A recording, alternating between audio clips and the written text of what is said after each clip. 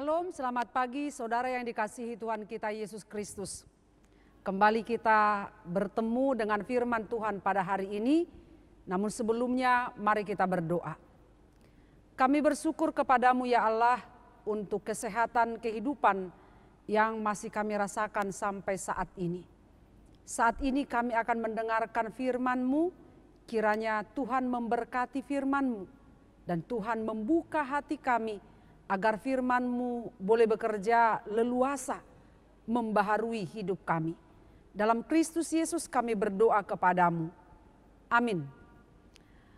Renungan harian HKBP Taman Mini Senin 5 September 2022 tertulis dari kitab Efesus 6 ayat 10. Beginilah firman Tuhan. Akhirnya hendaklah kamu kuat di dalam Tuhan, di dalam kekuatan kuasa-Nya. Demikian firman Tuhan. Bapak Ibu, saudara-saudara yang terkasih, tidak bisa kita pungkiri. Belakangan ini kita diperhadapkan dengan berbagai macam persoalan hidup. Tingginya persaingan, tingginya ego dari setiap manusia, juga tingginya harga-harga yang membuat hidup kita semakin susah. Kejahatan manusia pun semakin meningkat belakangan ini. Kejahatan manusia semakin merajalela, semakin tidak ada rasa takut untuk berbuat dosa.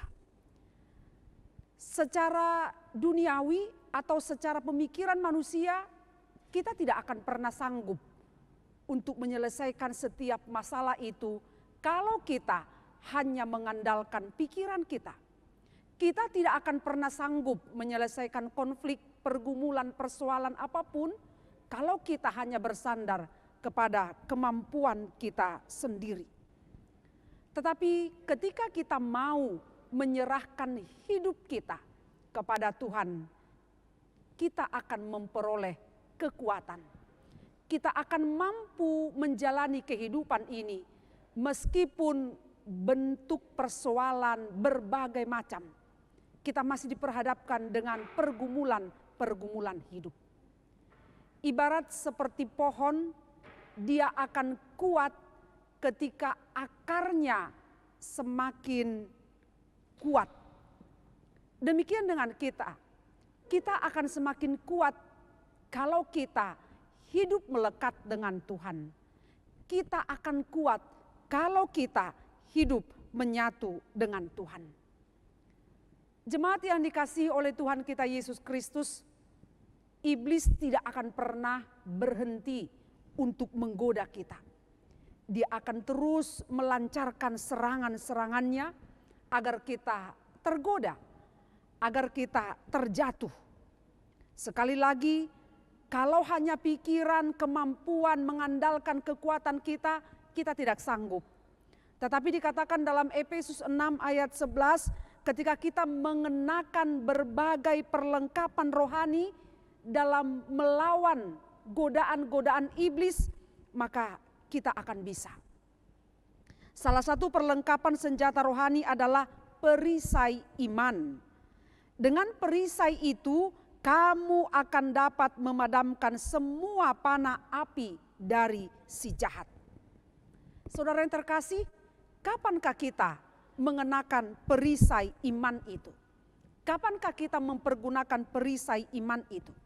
Kita harus mengenakan perisai iman itu di setiap keadaan hidup kita, di setiap kondisi hidup kita. Inilah iman yang tidak tergantung, yang tidak terpengaruh oleh situasi, yang tidak terpengaruh akan keadaan apapun. Seburuk apapun keadaan hidup kita, seperti apapun persoalan hidup kita, seberat apapun tantangan yang kita hadapi, ketika kita beriman kepada Tuhan, kita akan kuat. Kita akan mampu melewati badai kehidupan itu. Iman sanggup mengubah yang tak mungkin menjadi mungkin. Itu harus kita percayai. Apapun ujian hidup yang kita alami di tengah pekerjaan, bisnis, usaha, rumah tangga, pertemanan, hubungan, apapun itu, kita harus meyakini iman sanggup mengubah yang tak mungkin menjadi mungkin. Iman sanggup membuka jalan yang tertutup menjadi terbuka bagi kita. Dengan iman pula kita dapat mematahkan setiap serangan yang dilancarkan oleh si iblis. Lawanlah dia dengan iman yang teguh.